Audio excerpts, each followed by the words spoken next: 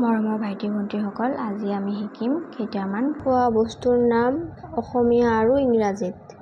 ব'লা তেন্তে আৰম্ভ কৰোঁ।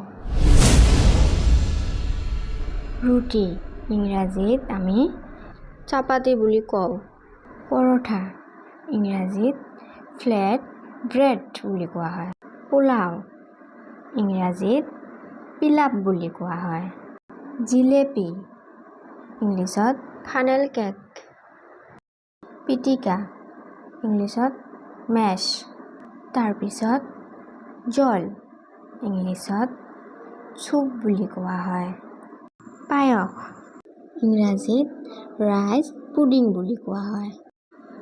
টিক্কি ইংলিছত কাটলেটছ। তাৰপিছত কচুৰি ইংলিছত পাই বুলি কোৱা হয়। ভাত ইংলিছত ৰাইচ। পইতা ভাত ইংৰাজীত ফাৰ্মেণ্টেড ৰাইচ। ভিডিঅ'টো ভাল লাগিলে প্লিজ কমেণ্ট কৰিব আৰু ছাবস্ক্ৰাইব কৰিব।